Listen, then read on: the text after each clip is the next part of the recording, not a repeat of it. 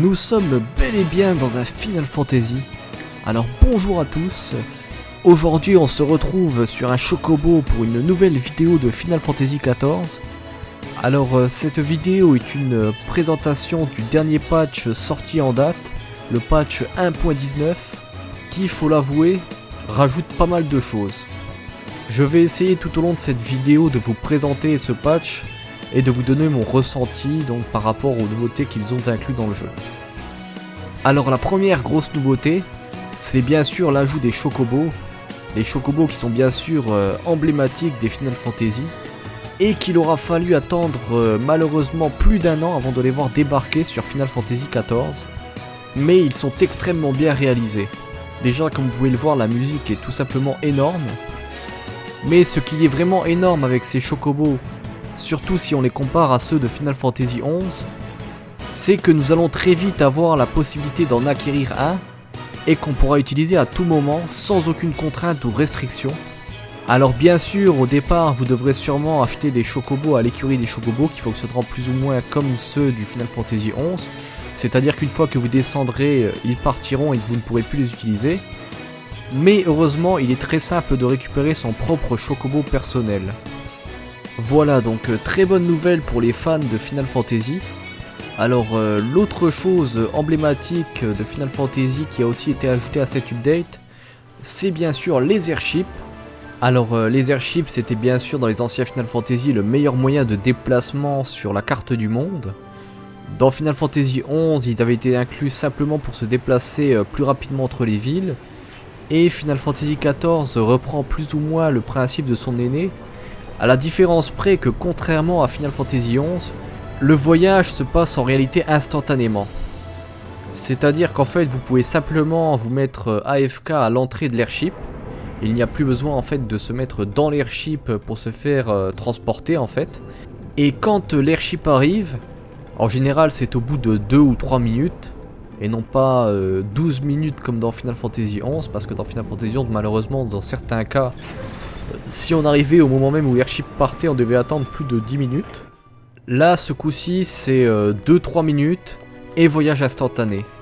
Alors la seule chose qu'on pourra vraiment reprocher à ça, c'est plus ou moins de ne pas avoir justement de musique pour l'airship, parce que en général dans les Final Fantasy, la musique de l'airship était souvent géniale en fait. Et ce coup-ci, vu que c'est instantané... Mais personnellement, je dois vous avouer que je préfère quand même ne pas avoir de musique par rapport à attendre 5 minutes à chaque fois que je prends l'airship. Là, c'est vraiment un téléport instantané, donc c'est vraiment bien, il n'y a absolument aucune contrainte. La seule chose qu'il faut, c'est bien sûr acheter un ticket. Alors le prix du ticket dépendra en fait de votre niveau. Donc plus vous montrez de niveau, plus l'airship sera cher. Alors le prix principal au niveau 50 est de 5K. Donc les développeurs ont déjà parlé que par rapport à l'économie du jeu, ils le baisseront peut-être par la suite ou ils feront peut-être des ajustements. Mais voilà, autre très bon ajout de cet update qui permet d'économiser pas mal d'animas. Les animas, ce sont bien sûr les pierres qui permettent de vous téléporter. Donc voilà, ça c'est à peu près toutes les nouveautés par rapport au déplacement dans le jeu. Alors l'une des autres nouveautés mais que je n'ai pas pu tester pour le moment, c'est apparemment qu'ils ont rajouté des tutoriels au tout début du jeu par rapport aux commandes justement pour jouer. Donc ça je ne peux pas trop vous en parler parce que je ne l'ai pas fait tout simplement. Mais ça peut être sympa pour les nouveaux venus qui débuteraient le jeu. Alors sinon par rapport aux grandes compagnies qui avaient été rajoutées dans le dernier patch, là il y a un énorme changement par rapport au dernier patch. Alors à l'époque, quand ils avaient rajouté les grandes compagnies, il était possible de rejoindre toutes les compagnies en même temps, et donc de pouvoir gagner des points pour les 3 compagnies en même temps, et de pouvoir faire les quêtes des 3 compagnies, ainsi que d'acheter les objets des 3 compagnies. À partir de maintenant, ce n'est plus possible, parce que si vous voulez passer un rang militaire dans ces compagnies-là, donc déjà vous devrez faire une grande quête qui inclut pas mal de cinématiques, qui vous présenteront justement un peu plus en détail les grandes compagnies, ainsi que leurs leaders, avec une trame scénaristique donc. Mais ensuite, vous devrez faire le dur choix de choisir votre grande compagnie, en sachant qu'il n'y a plus aucune possibilité d'utiliser les points gagnés dans les autres compagnies, ou de faire leurs quêtes, et les choses comme ça. Alors moi je dois vous avouer que je ne suis pas trop fan de ce genre de choses parce que tout simplement on ne va avoir accès qu'à une seule partie, on va dire, de la trame scénaristique, donc des grandes compagnies. Même si je pense qu'elles se ressembleront beaucoup, voire même qu'elles se regrouperont comme le fait le scénario du jeu. Mais voilà, pour l'instant il n'y a encore aucun moyen de changer de grande compagnie. Donc ça j'espère vraiment que par la suite ce sera effectivement possible. Et comme pour dans Final Fantasy XI par rapport aux nations, qu'on puisse les changer sans vraiment de grosses contraintes. Alors pour l'instant le gros avantage c'est que pour intégrer une grande compagnie, il vous faudra finir les quêtes des 3 différentes compagnies. Donc ça peut prendre pas mal de temps à se déplacer entre les villes, mais au moins on a un bon aperçu de chaque compagnie et tout. Et pour l'instant la seule quête que les grandes compagnies proposent sont exactement en fait les mêmes pour toutes les nations, c'est-à-dire la quête d'Ifrit. Alors je vous montrerai sûrement le combat contre Ifrit à la fin de la vidéo. Mais voilà, donc gros changement aussi au niveau des grandes compagnies. Alors à propos des grandes compagnies, on peut aussi noter l'arrivée des livres qui permettent de faire des points d'expérience pour cette grande compagnie là. Et qui permettent surtout de gagner en fait des seals que vous pourrez échanger contre certains objets comme des équipements. Voire même en fait c'est avec ces seals là qu'on peut acheter notre propre chocobo. Donc on peut aussi gagner des seals en ramenant justement des objets craftés, un peu comme ceux qu'on peut trouver sur le tableau à côté des auberges dans les villes. On peut aussi noter par rapport aux grandes compagnies l'arrivée de quêtes qu'ils appellent les escortes de caravane. Alors ces escortes sont des quêtes que vous pouvez activer une fois tous les quarts d'heure je crois, où vous devrez défendre des chocobos qui transportent du matériel. Il faudra toujours aller donc d'un camp à un autre, en fait tout simplement.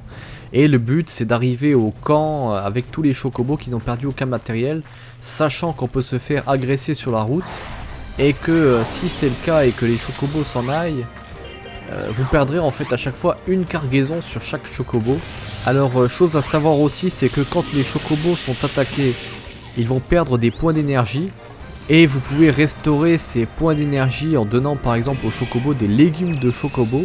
Donc il faut penser à faire le plein avant de commencer ces quêtes là. Ensuite voilà, ce sont des quêtes sympas qui vous permettent aussi de récupérer des seals pour acheter de l'équipement aux grandes compagnies. Donc quête plutôt originale, voilà, si vous n'avez pas envie de faire de livres ou de choses comme ça. Moi j'ai trouvé ça plutôt sympa, même si bon ensuite ça reste vraiment très basique.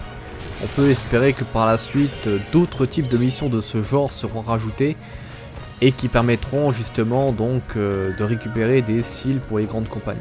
Alors il faut aussi savoir que cette quête a été faite pour des niveaux d'environ 25 à 30. Donc vous pouvez le faire au niveau 50, d'ailleurs c'est possible justement de la faire en solo au niveau 50. Mais déjà bon, vous gagnerez pas de points d'expérience pour commencer et l'intérêt donc sera réduit. Donc voilà, c'est à peu près toutes les nouveautés par rapport aux grandes compagnies.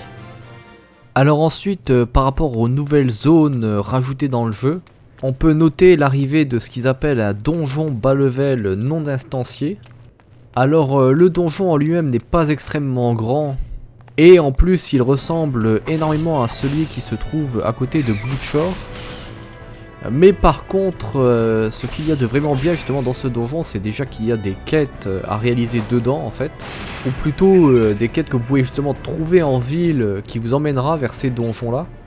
Et en plus, dans ce donjon là, on pourra trouver un coffre qui ne peut être ouvert qu'avec une clé spéciale. Une clé qu'on va justement retrouver dans le donjon.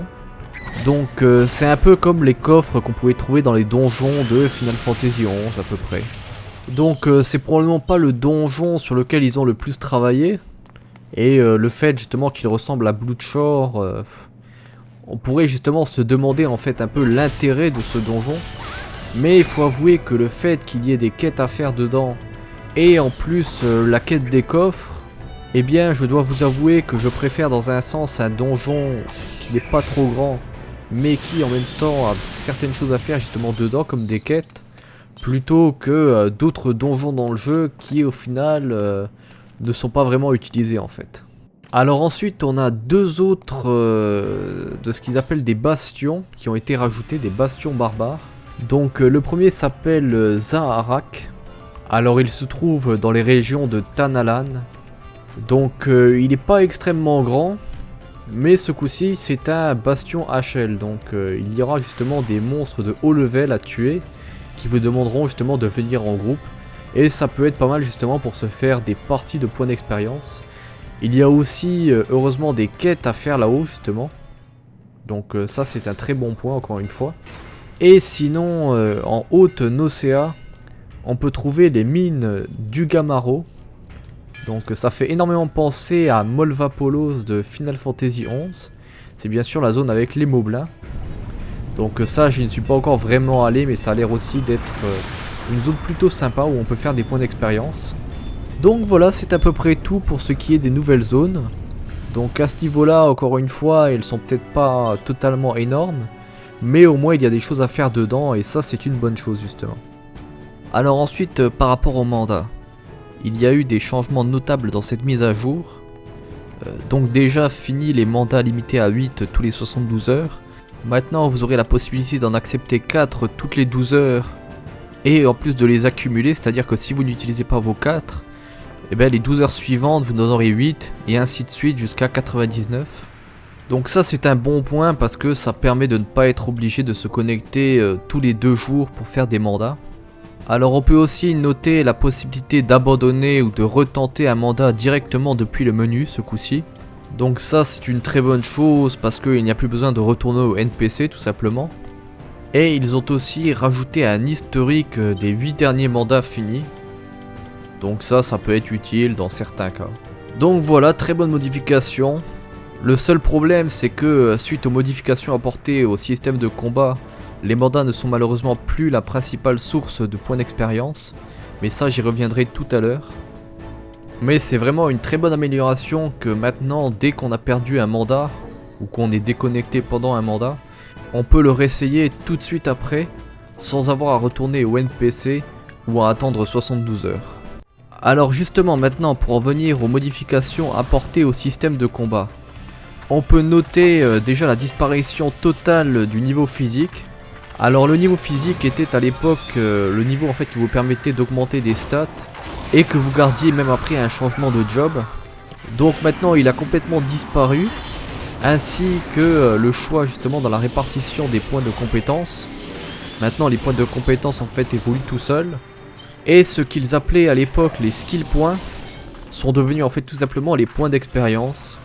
Alors un autre changement qui est vraiment énorme, c'est le fait de pouvoir utiliser des magies ou des habilités sans avoir à passer en mode actif. Donc ça aussi c'est un changement plutôt pas mal, surtout quand on est mage. Alors il y a aussi 2 gros changements majeurs dans le système de combat qui a été rajouté justement dans cette mise à jour. Alors le premier c'est un système de link. Donc le link c'est bien sûr quand vous prenez en fait un mob et que d'autres mobs vous aggro.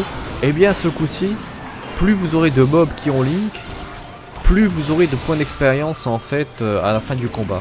C'est-à-dire en fait si vous avez un link, vous gagnerez 25% d'expérience en plus.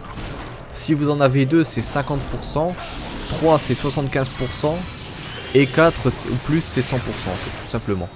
Donc avec ce système là on peut déjà doubler nos points d'expérience reçus à la fin du combat. Et le deuxième ajout majeur, c'est l'arrivée de ce qu'ils appellent les chains. Donc ça fonctionne un petit peu comme dans Final Fantasy XI.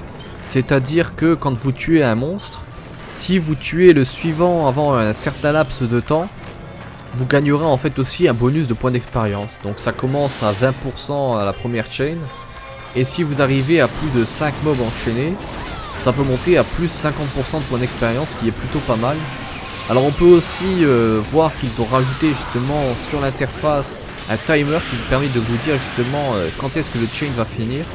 Donc ça c'est plutôt pas mal comparé à Final Fantasy XI où là justement on devait plus ou moins réfléchir quand est-ce que le chain devait terminer. Donc voilà, tout ça c'est ce qui fait plus ou moins qu'il est beaucoup plus facile de gagner des points d'expérience en partie que dans des livres.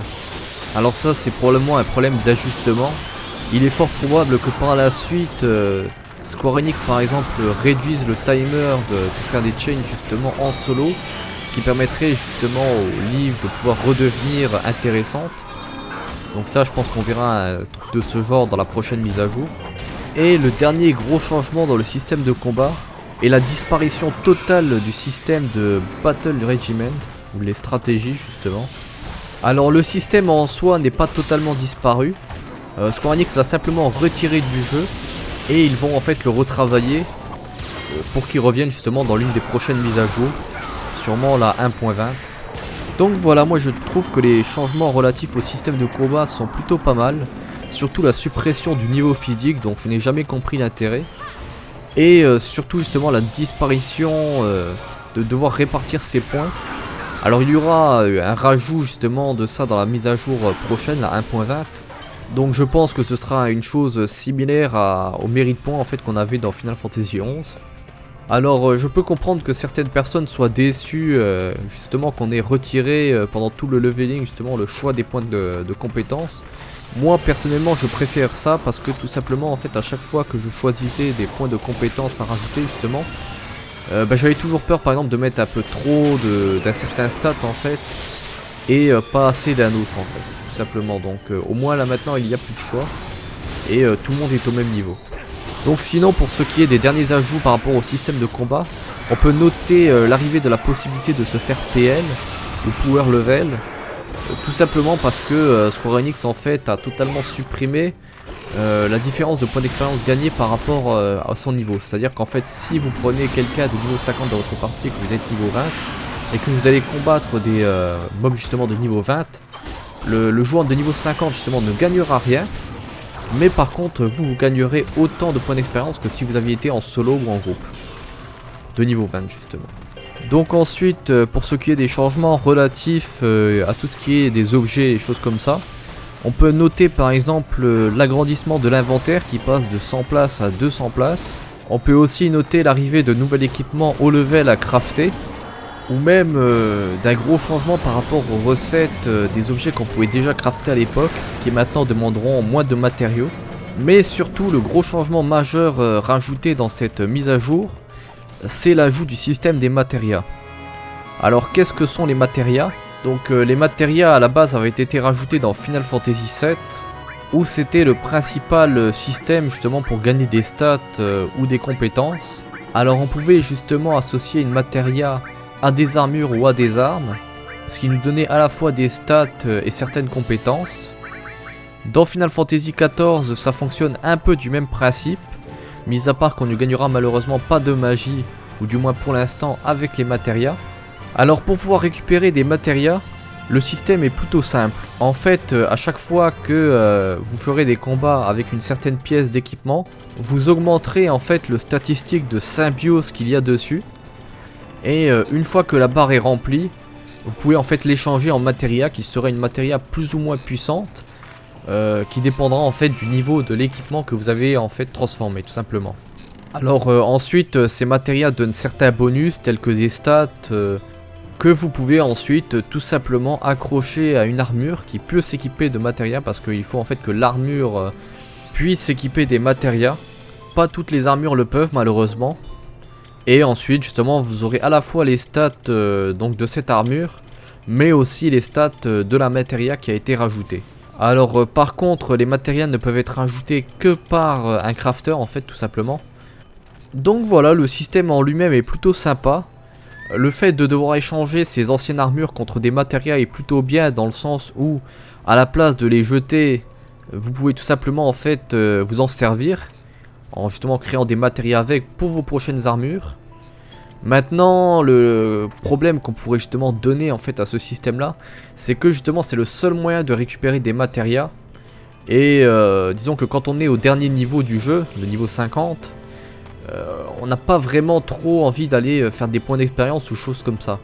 Donc on peut espérer que par la suite on pourra gagner des matériaux à la fois dans les quêtes et aussi justement dans des combats HL ou des choses comme ça. Mais pour l'instant voilà, le seul moyen de gagner des matérias c'est soit de monter la symbiose, ou alors vous pouvez tout simplement les acheter à quelqu'un justement qui a monté la symbiose et qui les a transformés, parce qu'on peut justement vendre les matérias. Mais malheureusement ça peut revenir très cher. Voilà, c'est à peu près tous les gros changements majeurs de cette update. Alors il y a eu bien sûr d'autres petits changements, genre par exemple l'écriture des objets qui est différente, enfin de différentes couleurs en fait en fonction de si elle est rare ou pas, ou des choses comme ça. Donc comme promis, voici le combat contre Ifrit, donc celui du niveau 30. Parce que bien sûr il y a 2 combats en fait pour Ifrit, un au niveau 30 et un au niveau 50. Donc voilà, je trouve c'est une très bonne update. Alors certes il n'y a pas eu énormément de choses on va dire pour les joueurs haut level, mais justement pour les personnes qui par la suite commenceront le jeu, au moins ils auront beaucoup de choses à faire et ça peut être vraiment pas mal. Alors pour répondre à l'une des questions qu'on me pose souvent, c'est est-ce que le jeu vaut le coup d'être joué? Alors moi en général j'ai un peu du mal à répondre à cette question, tout simplement parce que disons que le jeu reste en bêta. Et donc est-ce qu'on peut vraiment conseiller à quelqu'un de jouer un jeu en version bêta? Je suis pas trop sûr quoi on va dire. Surtout que là avant cette update, le producteur de Final Fantasy XIV avait fait donc une espèce de live sur YouTube où il expliquait plus ou moins le futur projet on va dire du jeu et répondait à des questions et tout. Et comme il le dit lui-même, le jeu là est seulement 50% fini. À la prochaine update, on verra justement les nouveaux jobs qu'il a annoncé justement et même qu'il a montré certaines artworks dans cette vidéo. Si vous voulez à peu près voir à quoi ça ressemblera, je vous conseille d'aller la regarder justement. On a aussi bien sûr les maps qui vont être refaites, comme celle par exemple de la forêt de Gridania. Et énormément de choses comme ça. Alors bon, comme il le dit lui-même, le jeu là est à seulement 50% de ce qu'il sera quand il sera fini justement.